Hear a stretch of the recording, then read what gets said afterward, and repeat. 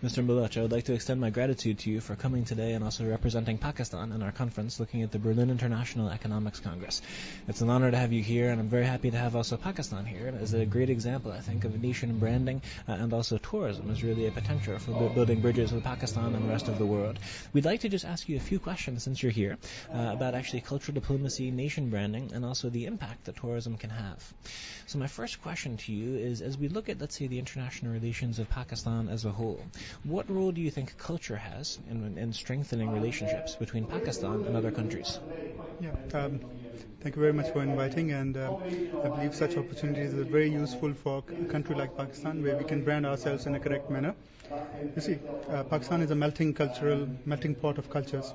So we have influence from Central Asia, we have influence from India, we have influence from Arab, and it's a home of many languages, it's a home of many cultures. So we have cultural linkages with a major part of the world.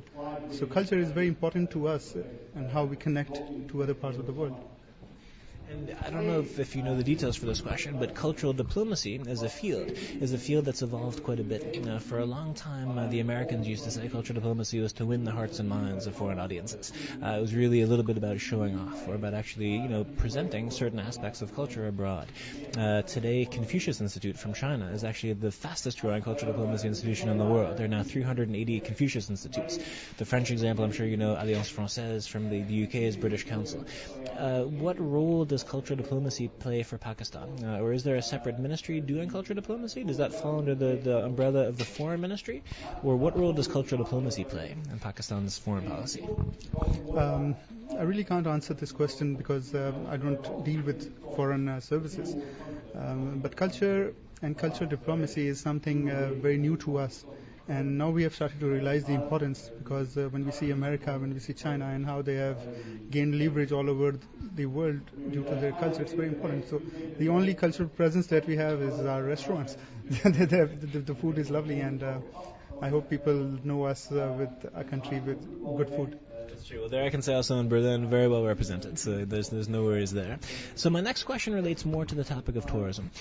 Tourism, on the one hand, is sometimes looked upon in a skeptical way, in the sense tourism sometimes can be superficial. Tourists will go and they'll go shopping and they'll leave without really getting a sense for the culture.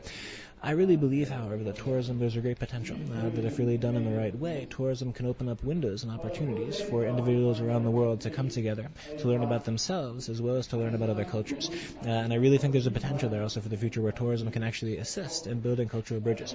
In the United States, I just learned the recent statistic, 80% of Americans do not have passports, meaning it's a big potential. So, I'm saying even if it's for the wrong reasons, tourism, shopping, they need to get abroad. So I'm just curious, what potential do you see tourism as having to also strengthen bridges between Pakistan and the rest of the world? You see, as far as the outflow of tourists from Pakistan is concerned, we are a very poor country, and probably 95% of the people in Pakistan do not own a passport. So we don't travel much, except people who live abroad and who work abroad. But for the inflow of tourists, more and more people are coming to Pakistan, and everybody that has come to Pakistan and I've talked to has come up with a surprise that probably they had a different idea when they were outside Pakistan, but that they were pleasantly surprised when they reached Pakistan. So the inflow of tourists is increasing, and we believe that this is a very important link between us and the other nations.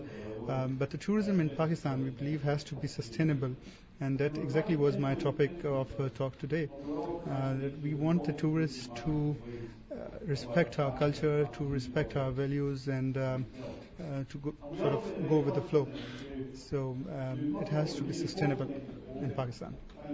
My final question before I turn it to my colleagues, in case they also have a question, is related to nation branding. And this is, again, one of the topics you dealt with in your talk.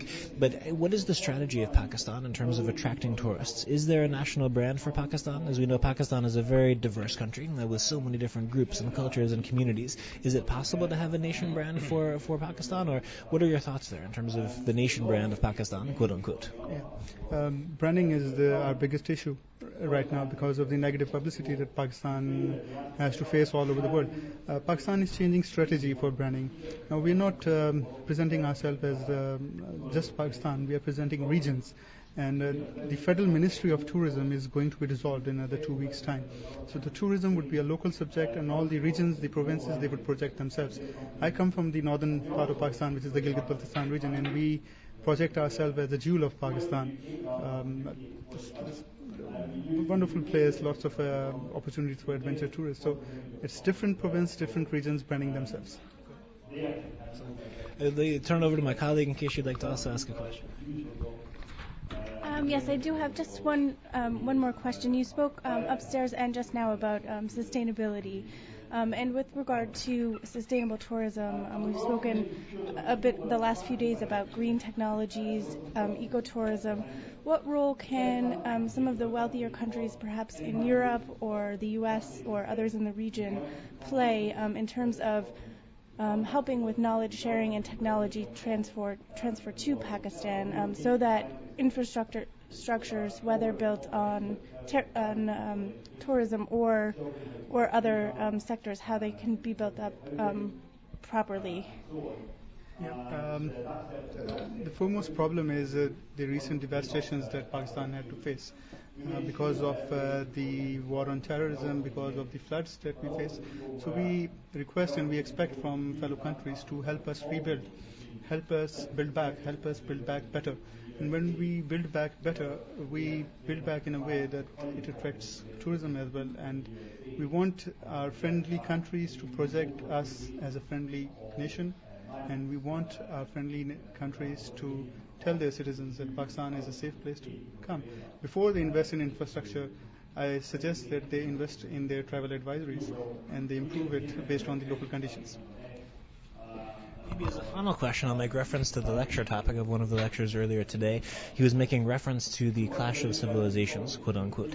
As we know, this is a myth, so to speak, that Samuel Huntington initially began in 1993 with his article, then with the book.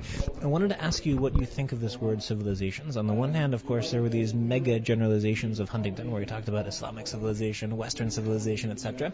On the other hand, the United Nations has this new initiative, the Alliance of Civilizations, where they're trying to see that as a way of bridging groups of individuals together. So looking at both of those examples, let's say clash of civilizations, alliance of civilizations, do you find the word civilization useful, or how do you see this word civilization fitting into the international discourse?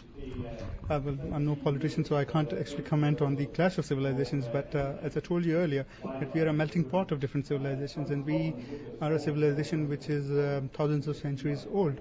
So civilization is our identity, how we look, what we speak, and how we interact with the rest of the world. Before Pakistan was born, before there were Muslims, there were Hindus, there were other nations as well, there were other religions as well. So we believe in cultural diversity, we believe in our cultural identity, and we believe that culture is a levering tool to take us at par with other nations of the world. I believe in the same. I think also being the director of the Institute for Cultural Diplomacy, we see even though culture sometimes can divide, sometimes culture can cause challenges or increase challenges, the potential I think is there. And I think the key thing, as you were saying, is to bring the people together, allow for that interaction, that dialogue, that understanding, and that trust. Mr. Baloch, thank you very, very much for having come today, for your lecture, and also for taking a few moments for the interview. And we very much look forward to working with you in the future, hopefully with Pakistan, Germany, and beyond. But thank you very much. Thank you very much. Thank you.